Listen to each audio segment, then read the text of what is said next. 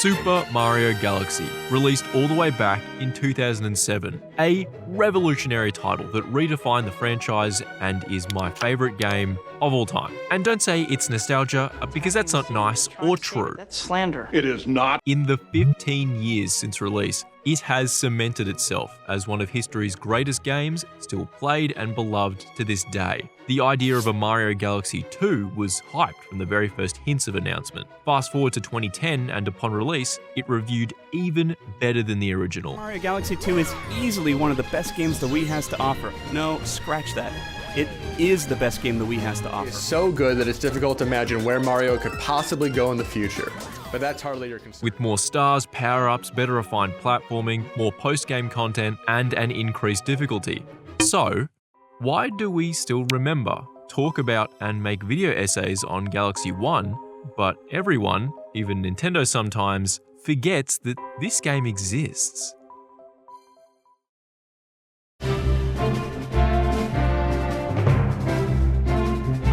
Mario Galaxy 1 was the most ambitious Mario title to date when it came out. It managed to strike a perfect balance between unique platforming mechanics whilst not straying too far from the Mario formula. Unlike Sunshine, which fundamentally changed the way Mario moved, Galaxy changed the way Mario's moveset could interact with the environment. The gravity mechanics of Galaxy are a technical marvel. And if you've never really thought about how the game is working while you're playing it, that's honestly a testament to how natural and fluid the game's mechanics really are. But as technically groundbreaking as a 480p game can be, the complex physics and gameplay weren't what made Mario Galaxy unforgettable. It was something a little less tangible.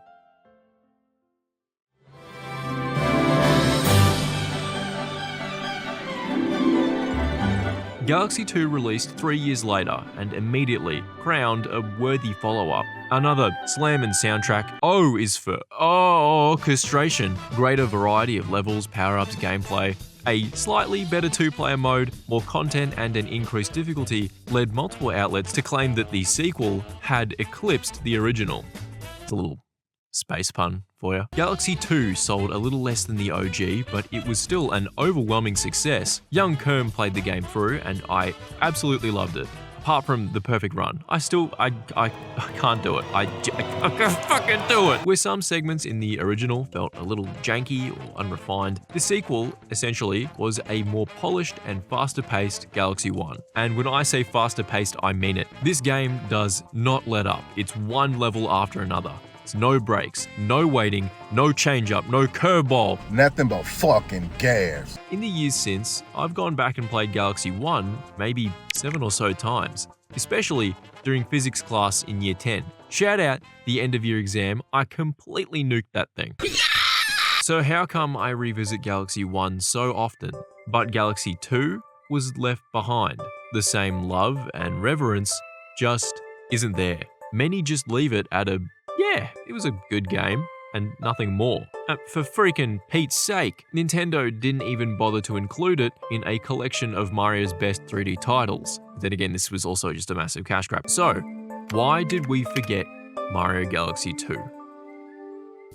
Mario Galaxy 2 started out as an expansion to the first game, but once the staff's ideas and ambitions ballooned, it was deemed worthy of a full sequel. Shigeru Miyamoto, aka Mario's dad, outlined he wanted the team's efforts focused strictly on the gameplay, not the story, a seemingly inconsequential decision that would ultimately lead to this game's fractured legacy.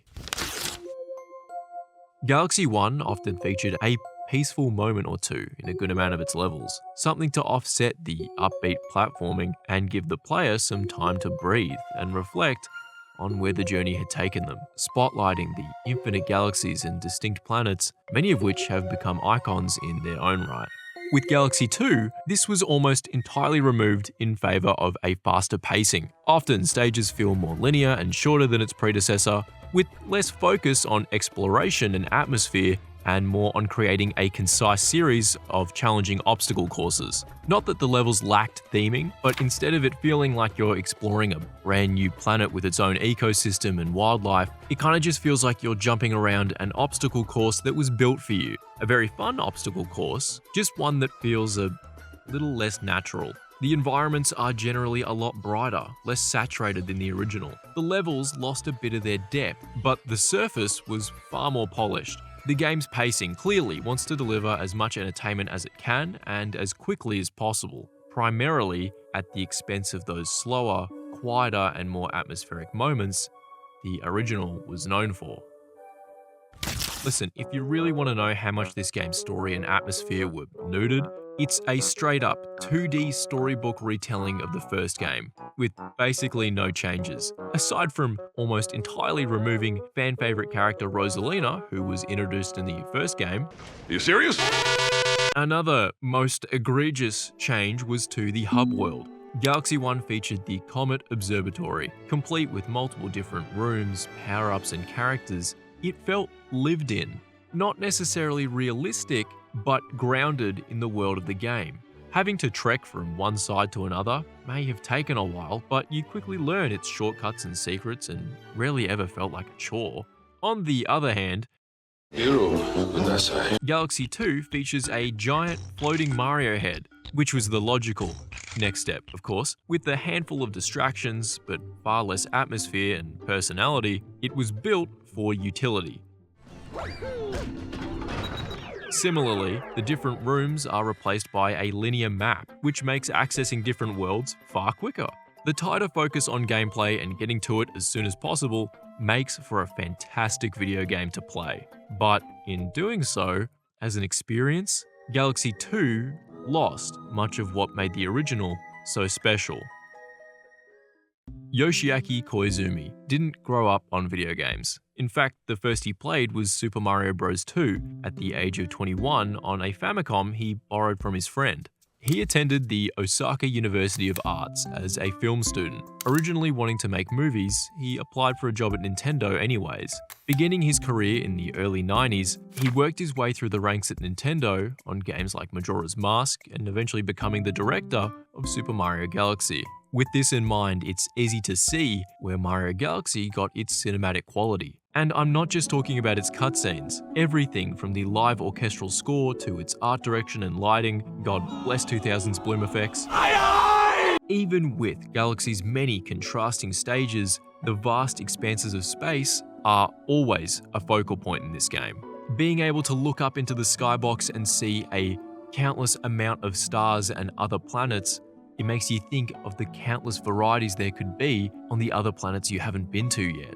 Even down to the Comet Observatory, it isn't just a hub world, it's a home to Rosalina's storybook, one of the most beautiful things Nintendo has ever produced. This place is a refuge among the stars for her and the Lumas to call home. Mario Galaxy doesn't have a groundbreaking narrative structure, but its commitment to theming really ties the room together. That's why those who played this game feel the way they do simply from hearing a song from its soundtrack. The attention to atmosphere and crafting a game with so much variety, yet rarely does anything feel out of place. The combination of these factors together makes Mario Galaxy feel greater than the sum of its parts. Unfortunately, the battle between gameplay and story was one Koizumi and Miyamoto often grappled with. The decision to focus on gameplay was more than just that. It was Miyamoto's way of eliminating Galaxy's narrative, something he never agreed with.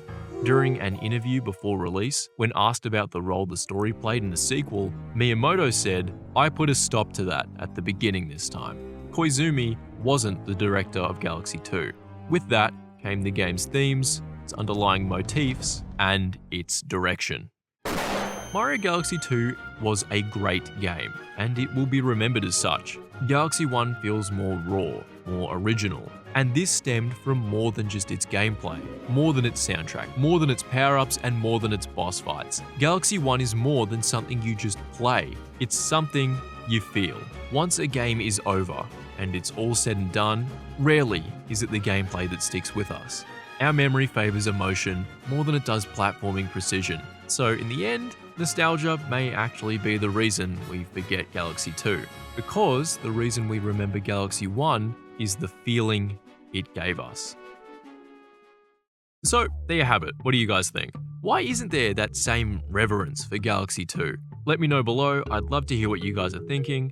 And hey, if you want to hear more about Koizumi and his impact at Nintendo, check out this Majora's Mask video I made a little bit ago. And another thing, the Galaxy series introduced so many unique enemies. A lot of them, I don't even know the name. Like, I wonder what these little yellow guys are called. Oh.